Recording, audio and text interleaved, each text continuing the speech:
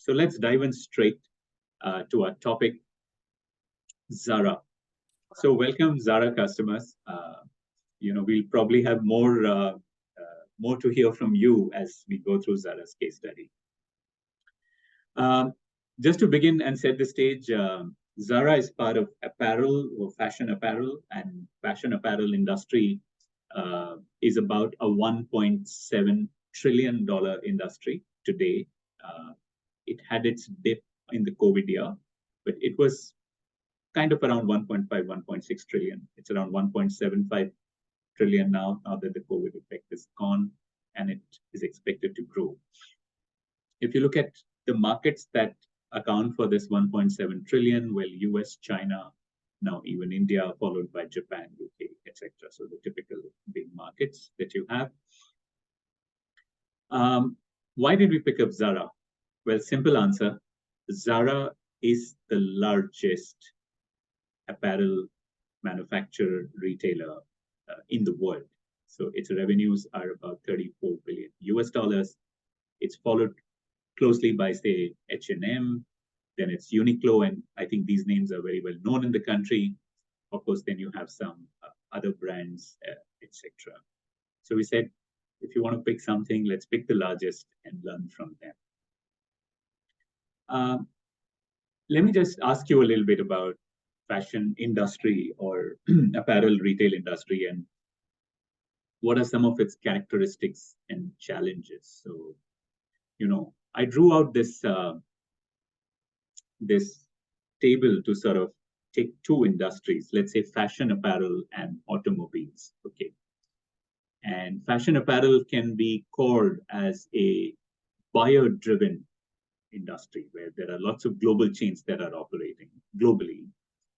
And whereas in automobiles, it's more a producer-driven industry chain. So upstream, which means that the supplier side, well, fashion retail is largely made in low-cost countries. So they are fragmented, they are dispersed. You really don't know when you buy your clothes, really who has made that particular garment. You may know the country, but you don't really know who has made that. If I look at an automobile, well, they are made up of large number of suppliers. Some of them have technology, some IP, some are process specialists, etc. As far as the main players are concerned, well, in fashion, globally, you have large global chains, you have branded manufacturers, and you may also have pure play retailers. Likewise, in automobiles, you have global OEMs, which we all know, handful of them, but we all know them. In India, it's Maruti Suzuki, Tata Motors, Mahindra, globally, Ford, GM, Chrysler on the western side, the big three German, and you've got Toyota, Honda, Nissan on the eastern side. Let's look at downstream, which is closer to the customer. In fashion or apparel, you will have concentrated retailers or you will have large brands. In India, you also have a presence of a lot of localized retailers. And automobiles downstream are sold by local dealers or distributors in certain cities, etc. So in thousands. Overall, the fashion industry is called labor intensive, as we know, garments manufacturing, etc. Whereas an automobile could be called as capital or technology intensive. So with this sort of just setting your mind into structuring about looking at this as a labor-intensive, fragmented, dispersed manufacturing, large concentration of retailers type of industry. Now let me ask you a question, which is, what do you think are the key challenges that apparel fashion businesses face? Well, even we put out the same, which is the key challenges are, one is predicting. So trying to predict what's going to sell, what type of styles are going to sell. So trends, changes, fashion patterns, etc. And that leading to the challenge of demand forecasting.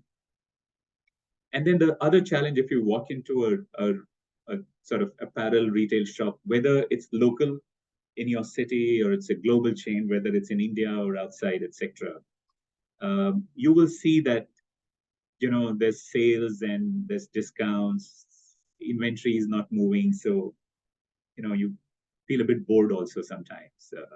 It's the same thing, you see the same stuff. So sort of two challenges. One is the how to manage the trends and changes which lead to demand forecasting problem, and the other is how to manage when your inventory is not moving. And the trick we know that these retailers do is they will sell or mark down, but there's still stuff that remains unsold. So let's, as we will like to learn from Zara, let's spend a little bit of time about Zara's origin. So I hope you all know that Zara, or as it's pronounced in Europe, Zara, the Z is with a bit of an S. It's a Spanish origin company. It was formed by Amancio Ortega. He was born in 1936, so he's about 80 now. He was born with very humble background. His father was a railroad worker, mother was a housemaid. He was youngest of the 4 children in the family. And he's actually a very reclusive person. There's probably not more than one interview of Ortega out there. There's only one book on him, I think. He's one of the 5 richest men in the world. One of the top 10 richest men in the world.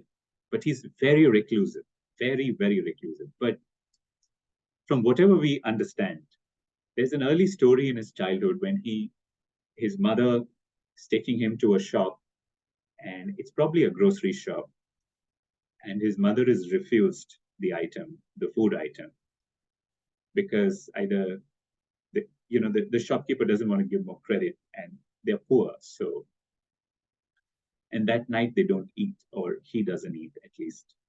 That's the story, or she doesn't eat, whatever. So there is a impression in his mind. He remains reclusive, so it's very hard to get to know how he thinks, what he thinks. We can judge him by his actions. But there is a resolve that he develops, that we should never be poor. So he looks at poverty as a curse. Then at the age of 13, he starts to work as an errand boy in La Coruna. La Coruna is a city. It's a shirt maker, so he starts to learn all the aspects of making garments, cutting, sewing, tailoring, packaging. And then at that point of time, he's just sort of learning the craft, where the goods are coming from. So every nitty-gritty he's coming to learn. And this shop still is there. They preserved it, where he used to work. Then at the age of 27, which is in 1963, he starts a company called Confecciones Goa.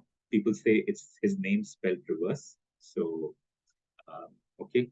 And this is he, his wife, a brother, wife's sister, just like a family setup. And what they do is they see, I don't know how to say it, but they call it house coats. Essentially, it's like a gown. They see that there are these nice gowns, very good material out there in shop windows, which a lot of women want to buy. They want to wear them at home. They also want to wear them just when they go out for their daily needs, the shops, etc. So they just take that, and if I can use the word, they get inspired by it, and they just create a different version of it, very similar, and it sells. And they just price it at cost or cost plus, etc. It sells. So that's how he starts his business, and which is taking inspiration from something that he sees, but making it in a low-cost way for the common people. And then he starts selling door to door. There is no Zara shop right now. Zara is not even a name. And then in 1975, the first shop of Zara opens up. So that's about 50 years back, a little less than 50 years back. And it's opened up in one corner. And there's also a story about it. I don't know how far it's true. Again, as I say, very limited from the horse's mouth is what you hear. So the story is that he's bought a lot of, let's just say, fashionable garments, and he's not able to sell them. and his money is blocked in. And out of compulsion, he says, I think I must just open a shop. And he says, I should open a shop where there is a lot of people coming in. So I'll go to the best marketplace. I'll go to the best place in the market. That's where I'll open my shop so that people can come in and then my stuff will get sold. I'll get my money back. So that's how Zara starts in 1975 in a city like Verona. And by the end of 70s, there's half a dozen shops. People say that he looked at the way the truck travels and he just opened a store, everywhere like that. Now, 1976, a lot of you may not have been born at that time. He buys his first computer and he's friendly with a professor of business economics by this gentleman called Kaleido, if I'm pronouncing it right. So they are thinking about how to do the business better and all. And 1976, he buys the first computer. He's hardly 2 or 3, 4 stores, small manufacturing, etc. But anyway, his vision is, of course, then in 85, which is 10 years, Inditex gets created, which I'll just tell you, which is made up of 9 brands. Zara is the main brand. There's many others. But his vision is that he wants to democratize fashion, which means he wants to bring in good style, fashionable clothes for women, men, and children, but at affordable price. So Inditex, which is his group, and that's the listed group, is made up of 9 brands. Zara is the key brand, but they've got brands that they have acquired. Some are cosmopolitan, more upmarket, some are more casual, some are just for women, some are different. And most recently, they've entered the home market also. So we are here not so much to dwell in history or to know the corporate structure, etc. We are here to see, hey, what do they do? What do they do? So let's just look at the process. And the process is very simple. Apparel retail companies design, they source and manufacture, they distribute, and they themselves retail also. So let's look at design and let's adopt a structure, which is let's look at what Zara does and what industry does and see, are they different, are they same, etc. This is so the left-hand column is what the industry does and the right-hand column is what Zara does. So the players in the industry, the leaders, they like to think about people who generate fashion, who set the trend, whose designers come up with what will sell. So they predict. Whereas Zara very quietly says, well, I'm going to do no such thing. I'm just going to observe. I'm going to look around and I will follow fashion.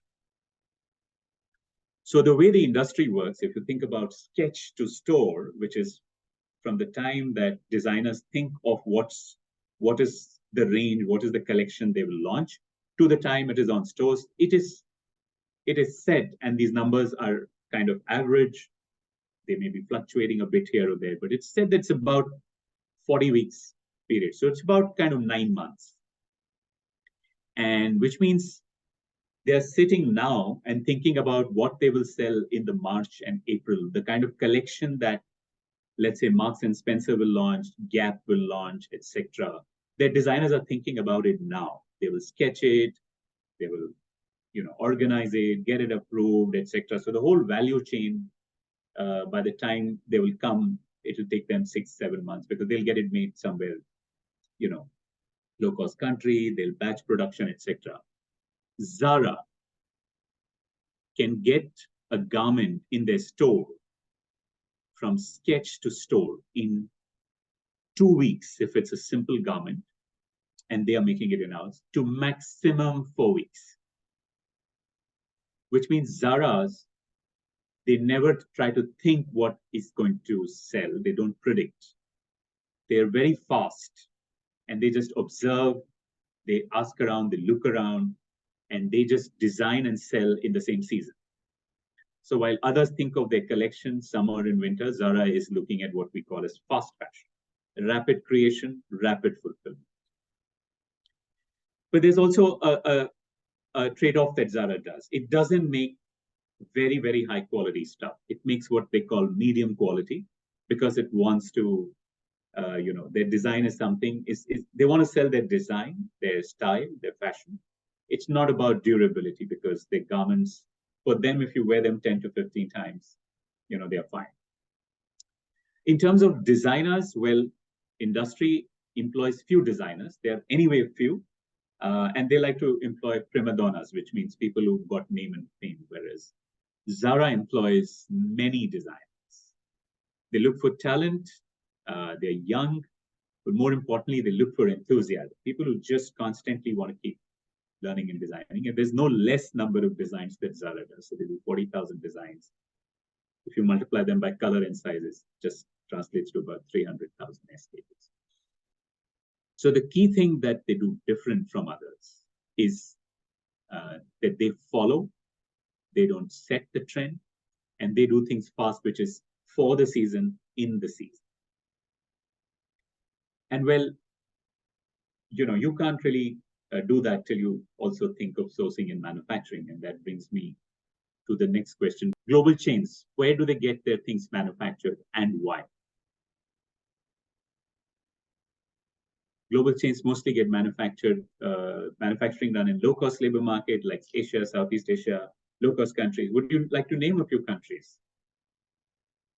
We all know them, right? China, Bangladesh, Sri Lanka, India, Vietnam, etc. Got it. And why? Very simple reason, labor cost, right? And it's not just one group doing that. The whole industry does that.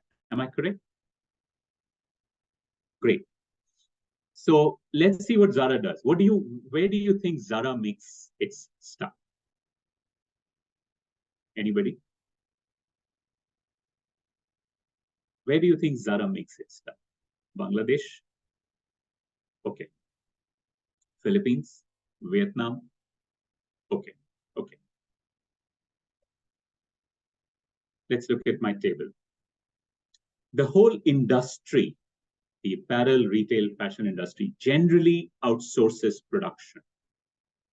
And they have a very clear goal. They want to save costs. And it's not one player. It's the whole industry. Zara is totally unique. Zara makes most of the stuff in-house. At one point of time, 100% of their manufacturing till the 90s was in-house, in Spain, right near to where their headquarters are. I mean, it was their manufacturing. So they owned the manufacturing hubs, the machines, it was people were employed by them. Now, of course, they're doing it in Eastern Europe. They're doing it in North Africa, places like Morocco. They're also doing it in the East. So today, about 50 to 55% is Spain, 20 to 25% is Eastern Europe. The balance 20 to 25% is the rest of the world. So Zara says, we want flexibility and lead time. Manufacturing, if some of you are from the manufacturing industry, we all know that the source of manufacturing competitiveness is scale, is standardization, is long runs.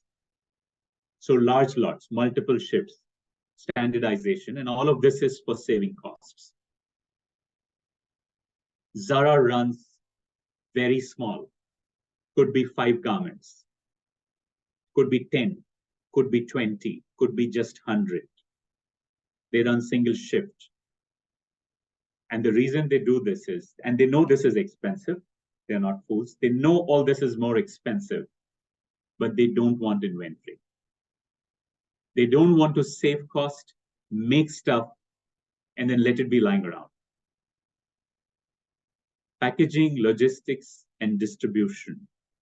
Most people ship by sea. They ship in bulk, so they have to, account for lead time. They manufacture in bulk, organize in bulk, consolidate. Then they do sea shipments, so that's a 1 month lead time, etc. Zara ships by road nearby, by air to anything that's outside of the key countries, which is Spain and countries around. They want fast shipments. They want speed. They have every manufacturing coming into their centralized warehouse. They've got 2, 3 of them now. And they do daily shipments from there. No bulking. If today I have to send out 5 pieces, they will send out just 5 pieces based on their system. And let's also look at what happens to inventory turns. Inventory turns is, if you just look at your sales and you divide it by inventory, which is, how many times does your inventory turn? So in industry, it is said in apparel retail, on an average, it's 3 to 4 times. Zara's inventory turns 12 times. So everything that I'm seeing in the Zara store today will not be there the next month, most likely, or at least in 2 months, it will not be there because it will turn. New stuff will come in. So very counterintuitive, very different from the rest of the industry. Let's look at the last pasture, which is retailing. Well, industry here, we have sort of mixed. So industry also owns their stores, or they partner, or they franchise. Zara, the format is they largely own their stores. And they also like to have large size stores. Stocking, well, if you go to any chain, you will see kind of it's full of stock. You will ask for colors, you will get colors. You will ask for sizes, you will get sizes. They'll have a storeroom. They will check and let you know. Whereas if you go to a Zara store, and in the beginning, people said that some of you are Zara customers, so you'll get a feeling of scarcity. Not that stuff will not be there, but you might get a feeling there's limited stuff, right? And is that what you experienced? People in the room? Right. So, and and generally people say, yes, thanks for sharing that. Generally people say that, retail people, a customer should never walk out because the stock's not there. So they get angry when there is a stock out. Zara says the stock out is something okay. They actually want to tantalize you that, look, what you are seeing today may not be there tomorrow. And for them, if it's stocked out, fine, you look at something else, because all our stuff is fashionable. And they want the customer to come back. They are at good high streets. They are in good locations. You don't have to make the extra effort of going there. You probably are going to be in those markets, or you may specifically go for Zara. They're generally on high streets. So they want the customer to come back. They generate, and the scarcity is not a tactic. It's an outcome of their business system, which we will get into. Last difference, marketing and advertising. The industry spends between 3 to 4%. They have brand ambassadors. They use maybe very expensive models, etc. Or at least they are constantly advertising. Zara actually would never used to advertise. And from the best of our understanding, their advertising expenditure is 0.3% of sales. So it's as close to nil. And this data was very, very surprising to me when I heard it, got corroborated with many players, which is generally the other chains, the customer visits them 3 to 4 times per year. So it's an average. So some go 1 or 2, some go maybe 5, 6, but 3 to 4 is an average. The Zara came out to be 17. That was very interesting. So one customer is visiting Zara store almost once a month. Actually 1.5 times. And in terms of what percentage of items are sold at full price in the industry, this ranges between 60 to 70%. In Zara, this number is over 85%.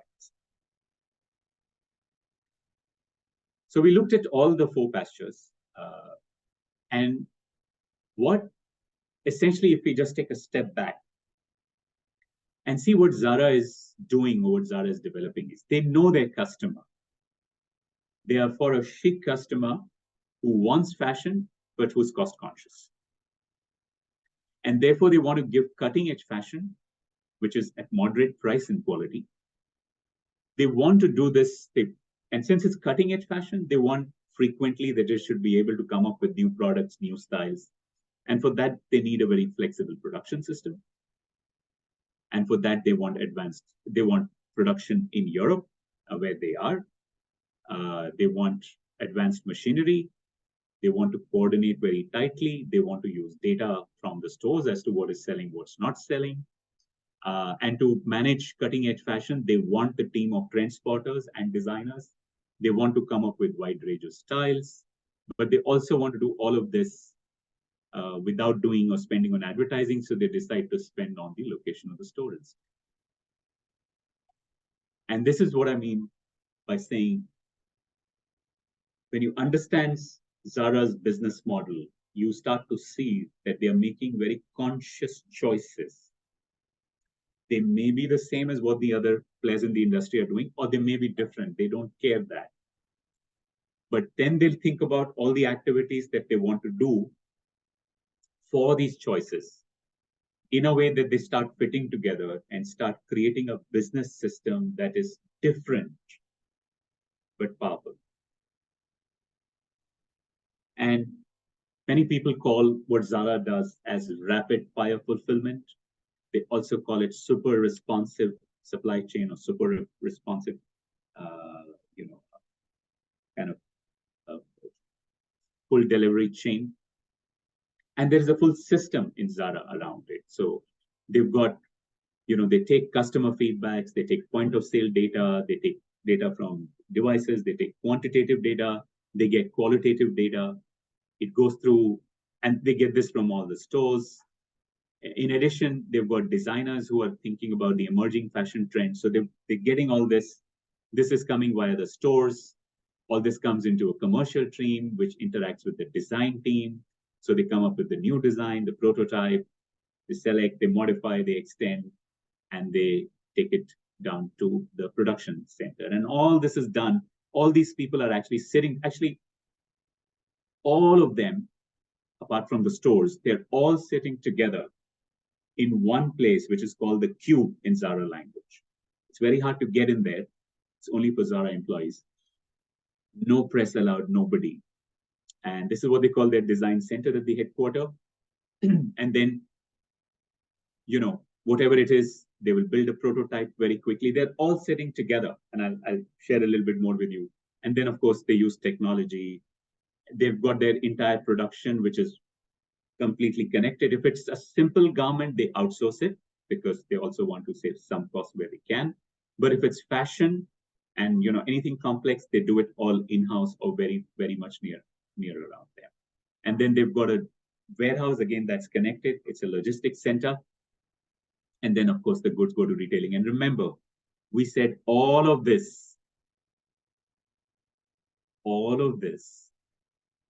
can happen in 2 weeks, which means you can actually see it in the store, pick it up, and invoice it in 2 weeks. Let me just tell you a little bit more about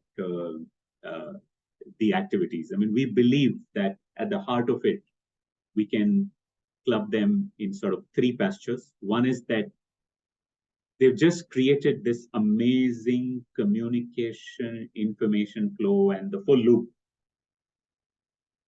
So whether it's transferring hard data, anecdotal information, ideas from designers, from shoppers, etc., everything is flowing in like a system to production. And it's as a system, which means nothing gets left out. They track materials, products real time, every step of the way. They employ PDAs, etc. That is visible, well known. They've got a single centralized design and production center at their headquarters. In that, they've got spacious halls. In fact, they've got a team for women clothes, team for men clothes, team for children clothes. And actually, this creates redundancy. There are duplicate, functions and all. They could have combined, but they don't because they want speed.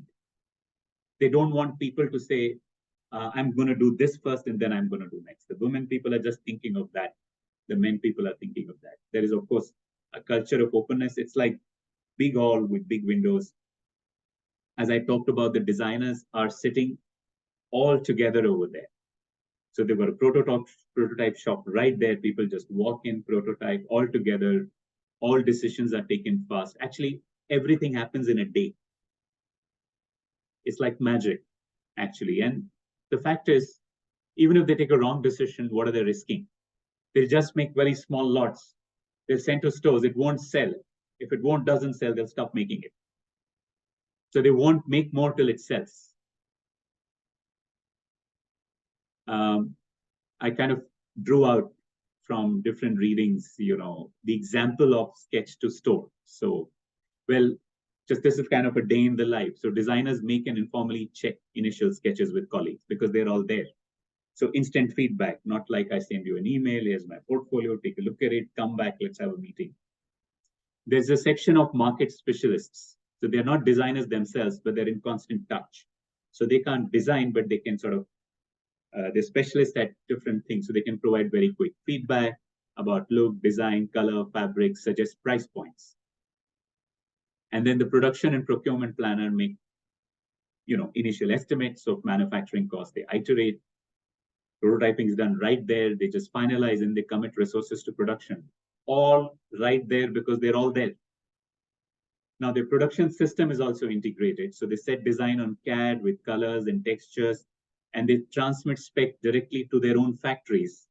And actually, their factories are highly automated. So it is said they transmit it straight to the machine. And it's all works like magic. They have relevant barcodes, which track pieces as they're converted. And all of this underneath is linked by about 100 kilometers of monorail. So there's not even hands off, Things are just happening. These rails are constantly moving around. What's ready comes to their warehouse. What's to be done goes there. The fabric goes. It's all interconnected.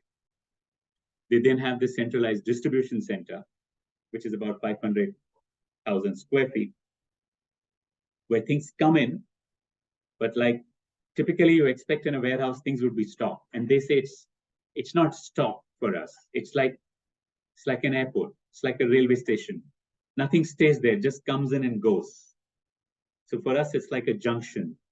And they ship things in finished states, mostly in finished states, with hangers, with tags to stores.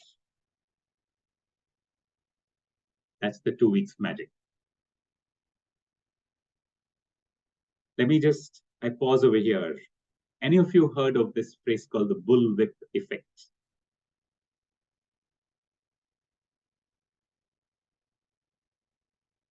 I will take up the question on raw material later. So of course, they source fabrics. They largely, Europe, you can get all fabrics. The standard fabrics they buy in bulk from low-cost regions and they keep it with themselves. They've got their own dyeing, etc. But bullwhip, what is a bullwhip effect? Okay, the bullwhip effect is, it's going to be hard until we let you to speak to, it's going to be hard to rhyme. Yeah, exactly. Thank you. Thank you, sir. So supply chain phenomenon describes how small, absolutely right. Absolutely right. So the bullwhip effect happens on account of two reasons. One is people pad up. And then when, when the chain is what the store needs, then therefore what the dealer needs, distributor needs, wholesaler needs, your manufacturer needs, and there's the shipment things also, fluctuations or padding up, etc., just create a very big impact. And in retail and apparel, we see it as unsold stock, high inventories, etc. Now, when you do something like this, you make in small lots, you're constantly engaged, your information loop is just kind of very real time. You will still have fluctuations. You cannot avoid fluctuations, but they get captured in your system very easily. There isn't much of handover.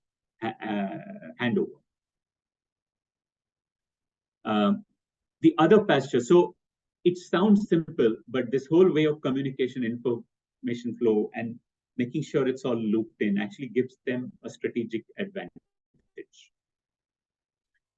The other thing is they've got a rhythm, and there's no exception. So every store, every production center, every distribution person, they know this rhythm and everybody works accordingly. And the rhythm is around rapid timing, synchronicity. they invest for speed and decisiveness. They've learned from Toyota, they've learned from Dell, that they've implemented those practices.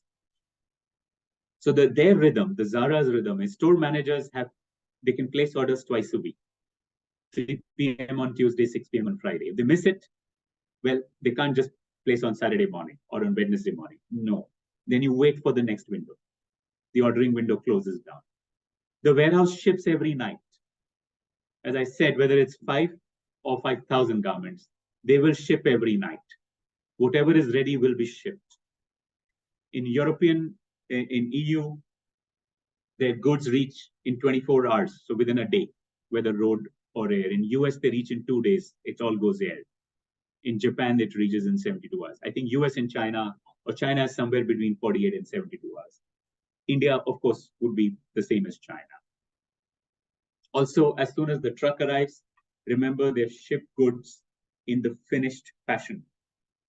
So truck arrives, people can just unload the stuff and hang it straight in the retail store. They're in finished form. So you mean the truck arrives, the clothes is hang. If a nice fashion-loving customer is in the clothes, find something nice, maybe in 10 minutes of entering the store, it's sold. And finally, well, all of this wouldn't have happened if they wouldn't have made these investments. So they have made investments. They have made investments in production. They have made investments in distribution. So they save on some side and they overinvest on some side. And this is a quality of leading companies. Instead of doing what we call peanut butter, which means spread a little bit of butter everywhere, save somewhere, but invest in what's necessary. And what they find necessary is flexibility. And of course, the strategy is complex or fashionable stuff is all in, our standard stuff is outsourced now. Yes, you're right. I can see words like agile and scrum. Yes. So what you see in IT services, etc., in agile product development, etc., you're right. So yes, I like the word agile, scrum, sprint execution. Could be an acronym maybe. Okay, I thought enough of my speaking. Let me just show you in 2 minutes, give you a glimpse of what they do from whatever limited we can see of them. So it just take me 30 seconds to flip-flop and switch on my video. 1 second.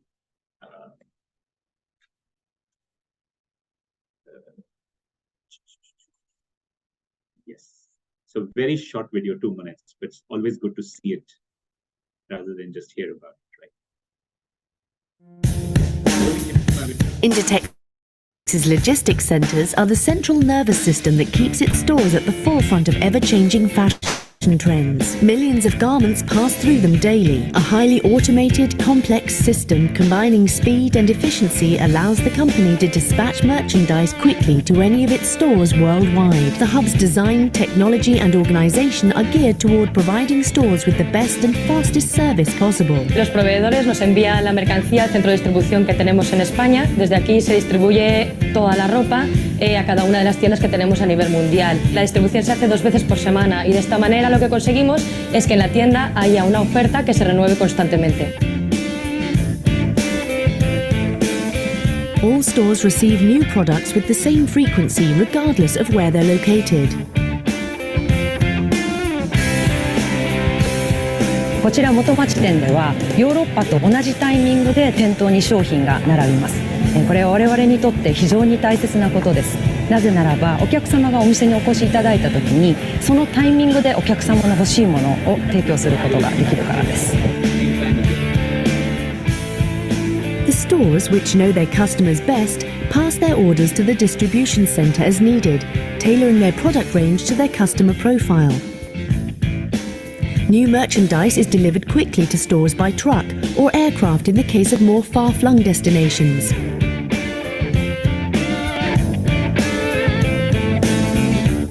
Inditex's logistics hubs quickly spring into action to respond to changing market trends, thanks to close coordination between the sales, design and manufacturing teams. We do orders every week, twice a week, so we listen to customer, the product that we need in the shops. We communicate with the product management all the time to get what our customer wants.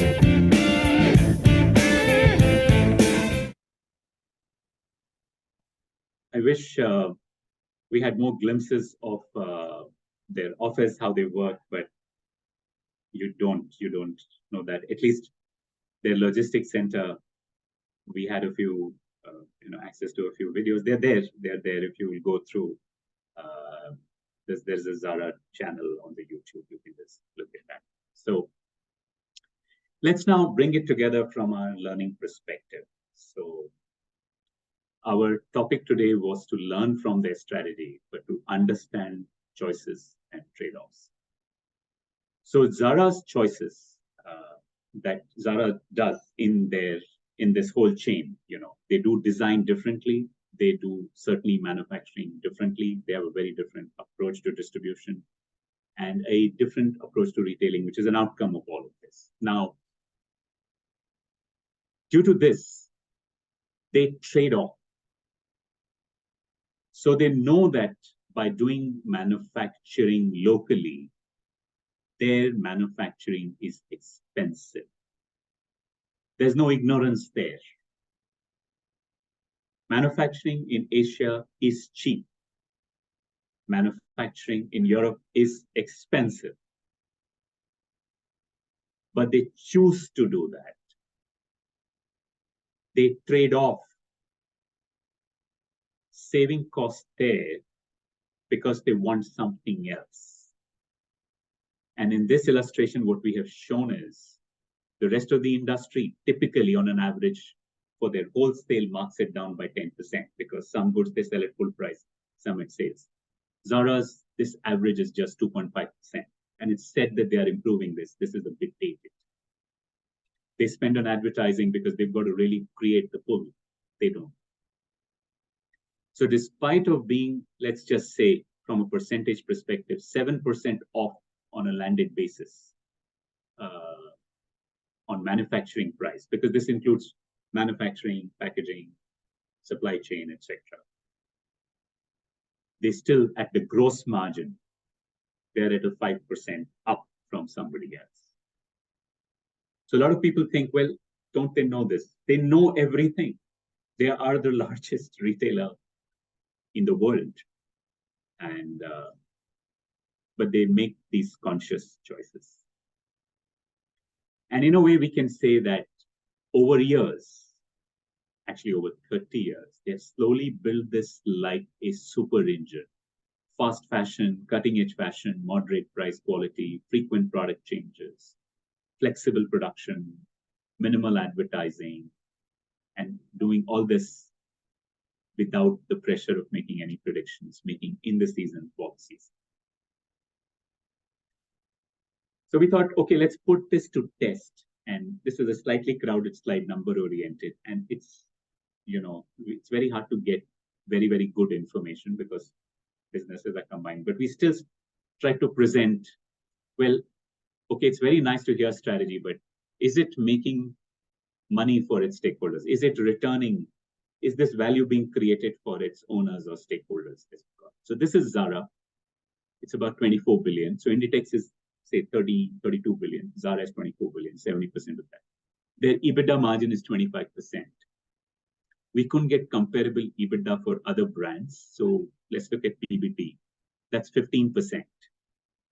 H&M, 3%, which is about 19 billion. It's very close to Zara in terms of size. Marks and Spencer, but this data includes food because Marks and Spencer in UK is very big in food. So they're also large.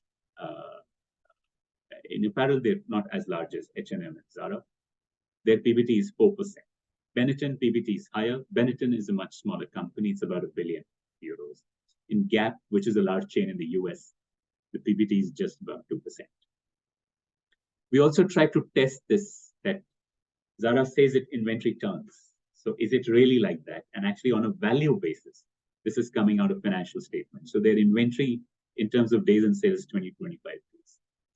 H&M, which used to be very close actually at one point of time. It was close in profitability, but their turns are still higher. So H&M is coming so much. But most interestingly, at the end, you measure business on return on capital. So Zara generates about 25% return on its capital. And again, I recall right, H&M used to also generate about 20%, but it's currently fluctuating around 10, Marks and Spencer at around 11. Again, we couldn't compile data of these two. But we thought, let's also put down some Indian companies. Now, V-Mart, is like a value-based retailer in India. Then you've got Aditya Birla Retail, which owns Alan Solly, Van Heusen, Peter England, Pantaloon, all the brands that you see. And now they've come up with Tasva, they have Shantanu, Nikhil, Sabir. So they've got these Indian designers also. So it's actually Aditya Birla Retail is now as big as Benetton, slightly bigger. So, and which is only in India. And then you have Arvind Retail, which is about 3,000 crore. And they own Arrow, Flying Machine, USPA, Sephora, Calvin Klein, Tommy Hilfiger, blah, blah, blah. So here is the EBITDA that we could compile, which is V-Mart is listed. It's 11%. Aditya Birla Retail is 15%. Arvind Retail is 8%. Actually, it's not that we don't have the PBT, but because these companies have done so many acquisitions, V-Mart has recently acquired an online brand called Kaleido. So because of that, the PBT is negative. So I didn't feel it's correct to show, but EBITDA is operating, so that was right to show. But interestingly, their inventory as a days of sale is coming about 100 days.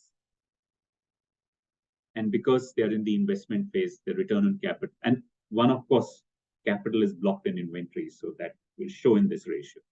And plus, they've been acquiring brands and making acquisitions. So a lot of money is spent on that. So the return on capital is far below the cost of capital right now.